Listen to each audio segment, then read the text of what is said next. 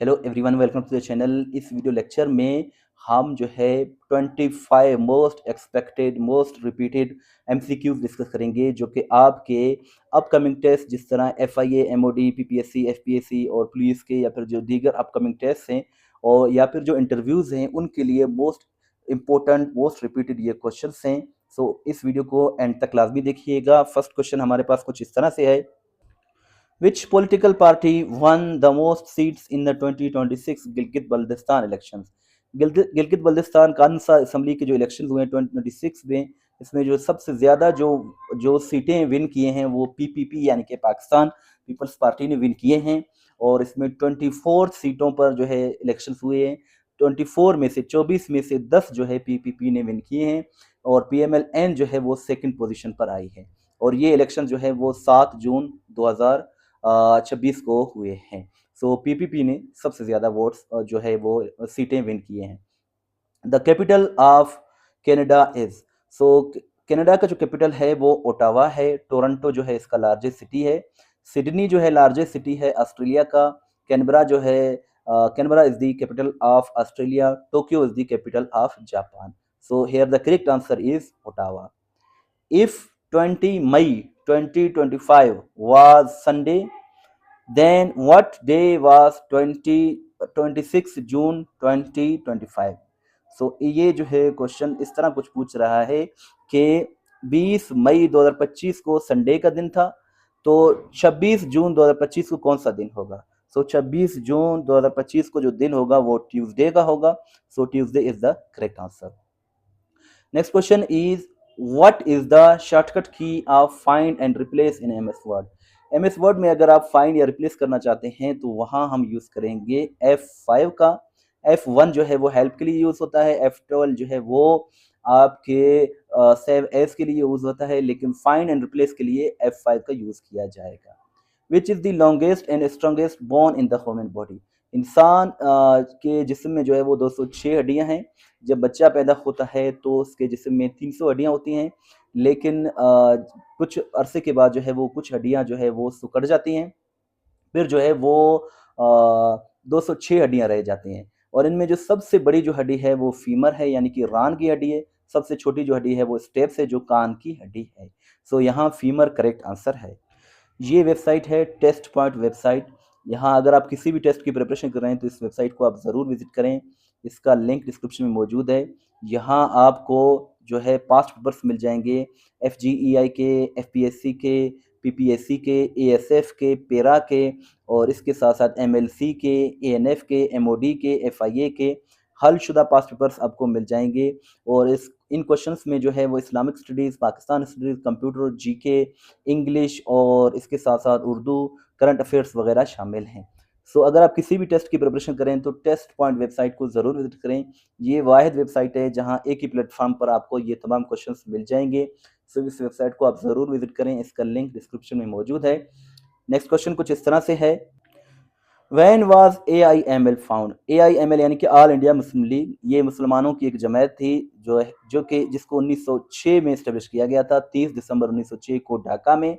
और इसके साथ साथ FBR की अगर हम बात करें तो FBR का फुल फॉर्म क्या है? Federal board of revenue. और FIA का फुल फॉर्म है federal investigation agency.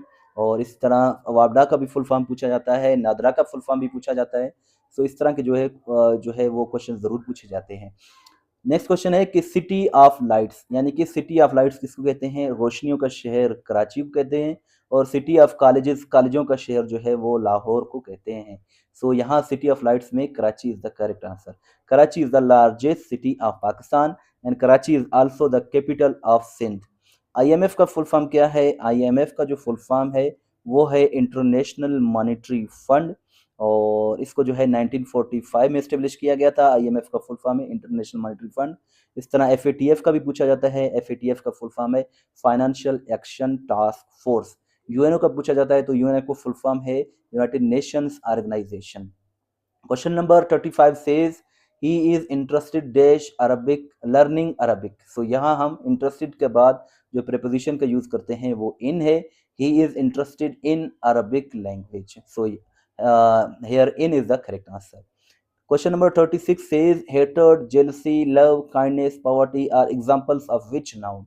So hatred यानी कि नफरत, जेलसी, जो जेलसी होती है, जो लोग जेलस होते हैं, तासुब वगैरह, लव यानी कि मोहब्बत, और काइंडनेस मेहरबानी, पॉवर्टी गुर्बत, ये किस टाइप के वर्ब्स नाउन्स हैं? सो ये जो है आपके एब्स्ट्रैक्ट नाउन हैं। एब्स्ट्रैक्ट नाउन उनको कहते हैं जिनको जो है हम फिज़िकली जो है वो टच नहीं कर सकते हैं, जस्ट जो है वो फ़ील कर सकते हैं। सो इन तमाम वर्ड्स को जो है हम टच नहीं कर सकते। हम ये तो महसूस कर सकते हैं कि कोई बंदा हमसे हेट कर रहा है, लेकिन हेटर्ड को, जेलसी को, लव को, काइंडनेस को, पॉवर्टी को हम देख नहीं सकते। So here abstract noun is the correct answer.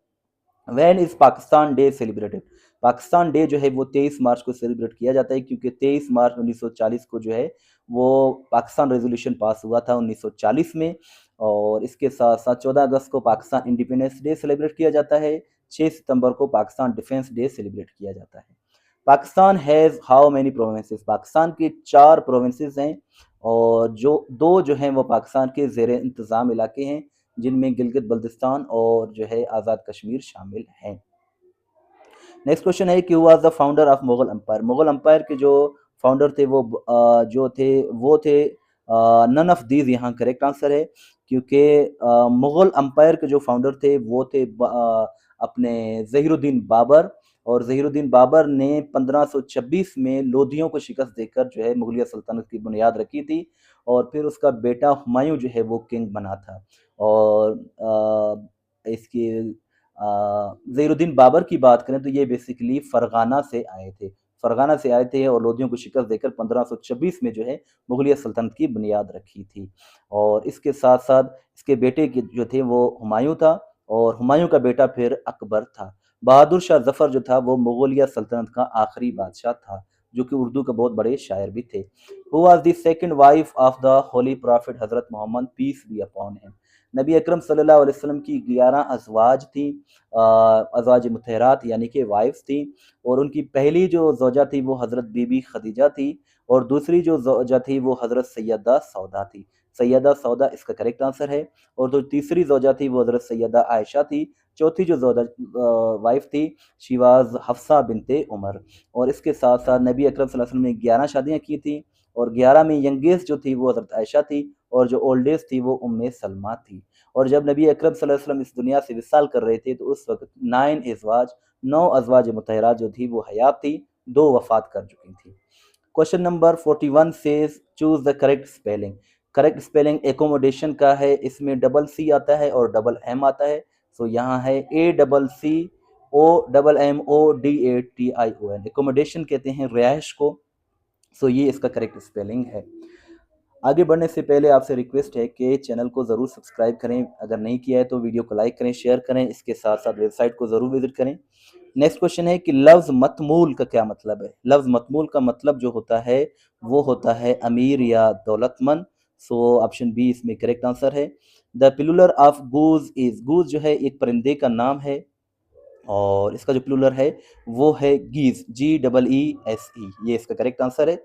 The largest city of KPK is, KPK का जो लार्जेस्ट सिटी है वो पिशावर है, और KPK stand for Khyber Pakhtunkhwa, जो कि पाकिस्तान का एक प्रोविंस है।